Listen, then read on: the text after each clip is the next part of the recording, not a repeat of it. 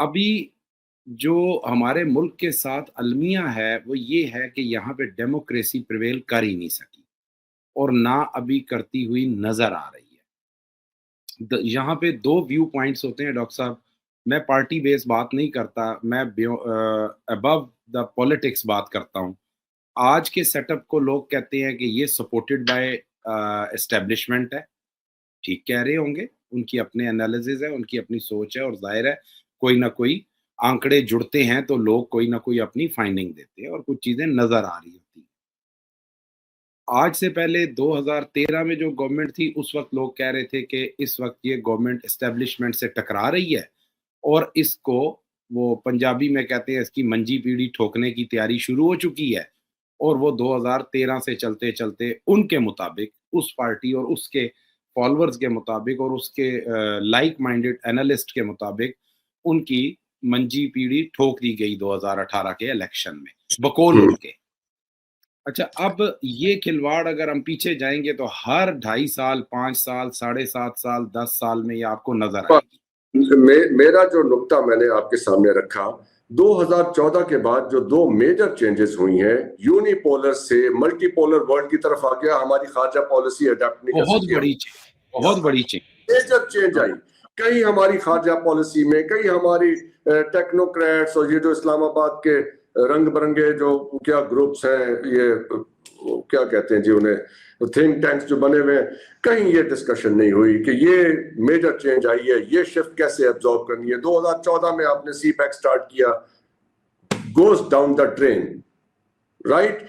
2014 के बाद जो मेरा सवाल ये है कि हमारा जो जितना सियासी स्ट्रक्चर है, ब्यूरोक्रेटिक स्ट्रक्चर है, जो सारी स्टैब्लिशमेंट जो मिल मिला के चीजें स्टैब्लिशमेंट बनती है, वो बिल्कुल आउटडेटेड है। इस चेंज को एब्जॉर्ब ही नहीं कर पाई, ना इसे कबूल करने को तैयार है कि ये वाकई ये चेंज आ भी गई है। That is the question. Doctor साहब, क्यों ना होगी आउटडेटेड? जब आपके घरेलू झगड़े ही खत्म ना हो, जब आपके घरेलू, पहले आपकी नैब 90 दिन और 180 दिन रखती थी, तो अब एंटी टेररिस्ट एक्ट के 1997 में अमेंडमेंट करके 90 दिन कर दिया गया। कान इधर से पकड़े या कान इधर से पकड़े, बात एक बराबर है। आप अपने अंदर के झगड़ों से ही नहीं निकलते, अपने लोगों के इंतजाम करने में लगे रहते हैं, तो आपने बाहर की दुनिया को तो तब देखना है ना जब अपना घर ठीक कर लेंगे। जब अपना घर ही ठीक नहीं है तो खारजा पॉलिसी खाक होगी। क्या होगा? कुछ भी नहीं होगा। अच्छा, उसके ऊपर भी दो व्यू पॉइंट हैं। पहले सुनने में आ रहा था कि जी हम रशियन ब्लॉक में जा रहे हैं, चाइनीज ब्लॉक में जा रहे हैं, फलां जा रहे हैं। अच्छा, खाक हम गए। मुझे एक बात नहीं समझ आती अक्सर और पेशतर, पहले तो बात छोड़ दे मुस्लिम उम्मा का, तो मैं यकीन करें बड़ा मेरा दिल जख्मी है, इस बात पे मैं बात ही नहीं करता। यानी मैं ये कहता हूँ कि आप आराम से करें ये बातें।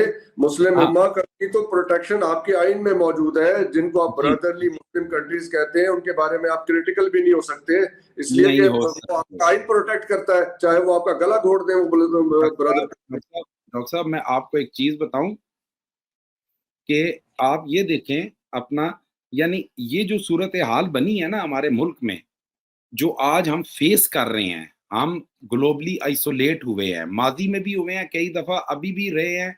और अभी आज जो बाज गश्त पिछले 3 दिन से चल रही है अमेरिका के इलेक्शन के बाद से, मुझे तहरीक इंसाफ के जो बानी इमरान खान है उनकी हमशीरा का बयान बड़ा बैलेंस और बड़ा अच्छा लगा। और मैं एक्सपेक्ट नहीं कर रहा था कि उनकी तरफ से जब उन्होंने ये लफ्ज कहा कि अब हमें बाहर वाले आके बचाएंगे, अब हमें बाहर वाले आके उनको देखना कहाँ से पड़ेगा।